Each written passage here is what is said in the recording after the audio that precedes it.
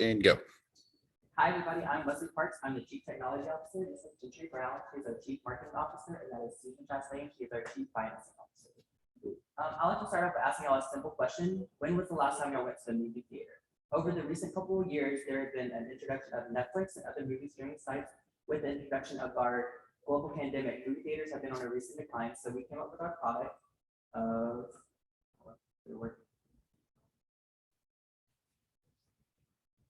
What is it? I think I did something. You may not. You just have to go the old-fashioned way. Okay. That help. Okay. So we at 360 IT strive to provide a high-tech yet unique experience for VR pods. Our VR pods are broken into different sections. They're designed with a multitude of special effects that there's 360 viewing. And our pods are made by industry experts in the VR technology, and they're all set up by our VR engineering technologists. Not only do our pods cater towards individual users, but they also provide a date night or a family night experience, so it's not just an individual person. So the description of our pod is created virtual reality with introduction of VR headsets. We're going to partner with Sony to use our Mobius, their new introduction of VR technology. Each pod comes with a control center, so you could either order concession stands or you can browse to the movie library, so you can pick from a different range of movies. We also have each pod can be like stream different movies, or it could be a simultaneous link with other different pods. And so the starting range for our single-use pods is $3,000. Our double pods are $5,000, and our value pods with seats up to 8 is $8,000.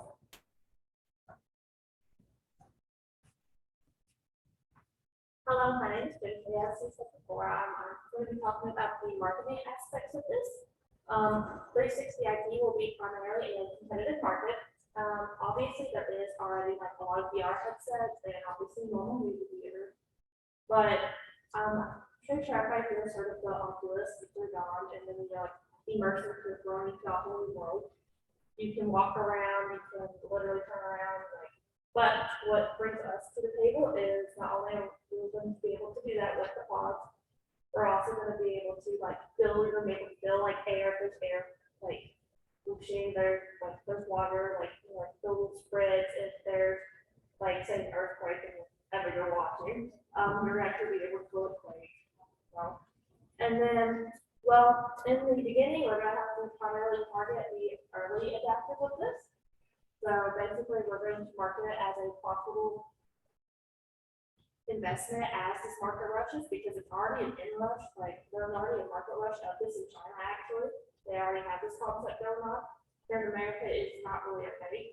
They have it in like Disney World, where like those like Pandora the ride and like bring in, but not like where you can't just go down to like say Disney Town, like be able to experience something like this. So that's what we're bringing to the table.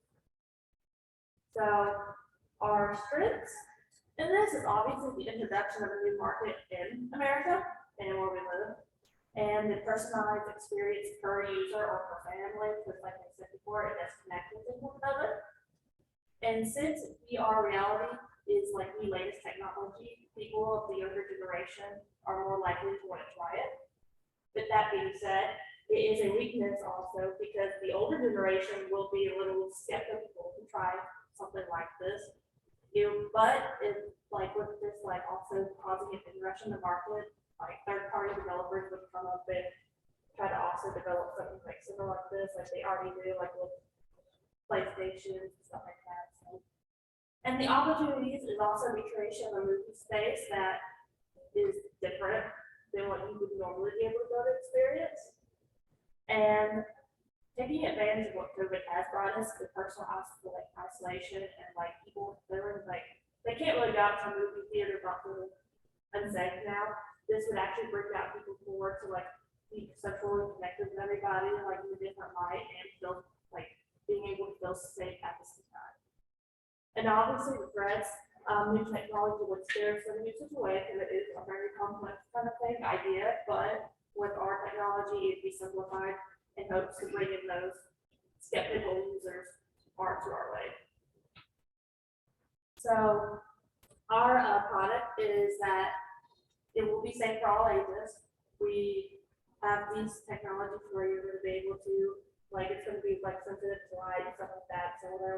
learning center and stuff.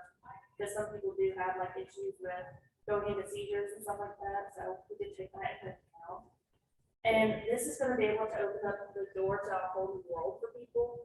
Like, this can also like, say like, travel expenses if someone's very skeptical about like what to try it out or like wanting to buy our product or something like that. This is a good way for us to market to people if they would like to come and buy it.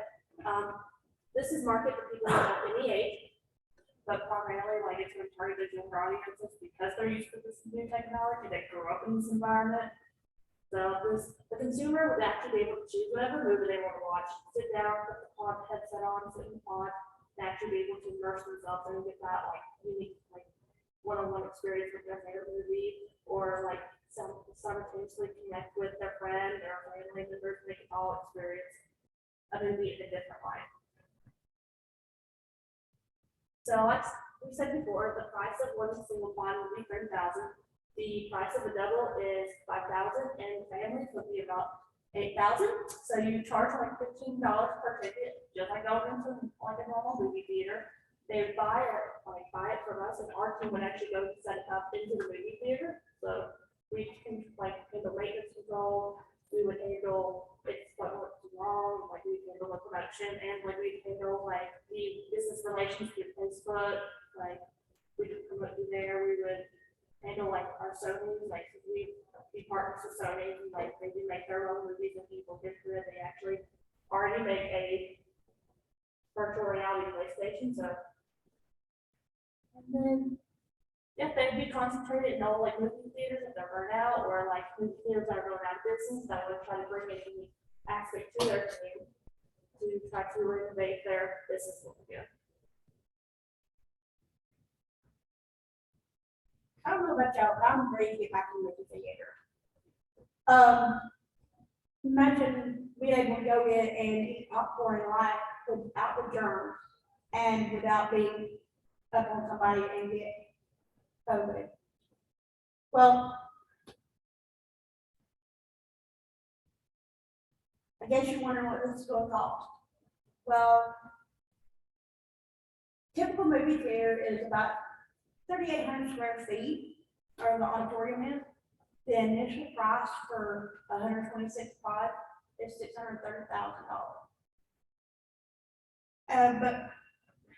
The price is going to change if the theater chooses a different pod, whatever. But for simplicity's sake, we're going to look at the 3 working pods.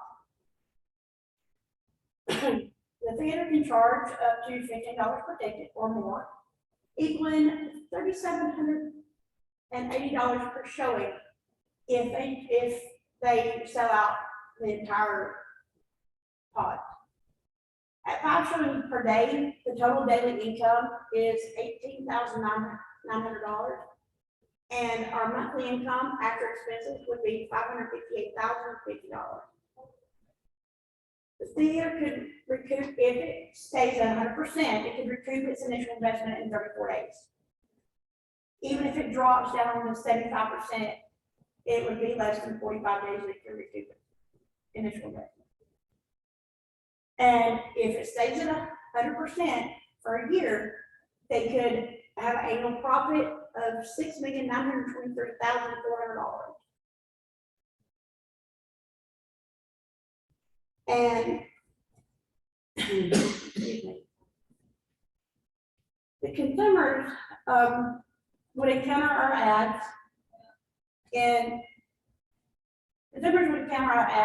like search, when you search for a movie or movie times or browse YouTube. They would also encounter our ads on Facebook, Instagram, Twitter every day between the months of April and May. If a consumer writes a review or searches for a video game or a movie, they would see our ads. Concentrating our ads in this way would reach our target market more effectively than radio or billboards. Yeah. But you guys talk to your local theaters and get our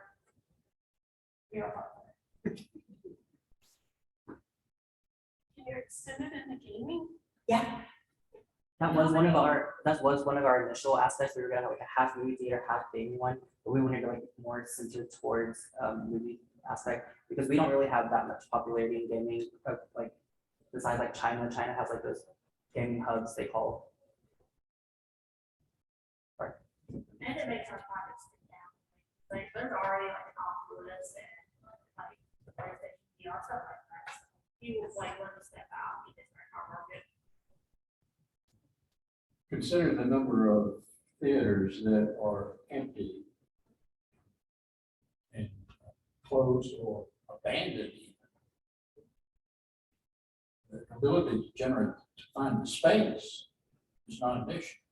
It's how do you generate revenue with that space? Do they movies that have been shot with the, like, like IMAX movies, you have to use a special camera or Someone's been working on that. okay. So it's not just any movie you can go see, there are like specific movies. Right. What, with the Oculus, you can watch a movie, but it's not like you're immersed in it.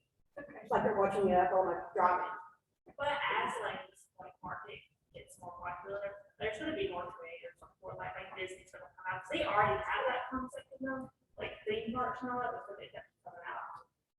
Eating those markets. Yeah, and you also had the introduction of 3D movies once people got tired of 2D movies. This is like the next step into like a 5D, like a new introduction to technology. Pretty cool. Is there any other questions?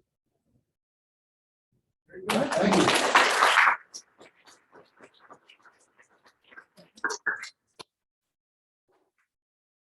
All right, our fourth group is Alarm Watch, Tyler Nelson, Taylor Peace, Dick Schwartz, and Cole Ellis.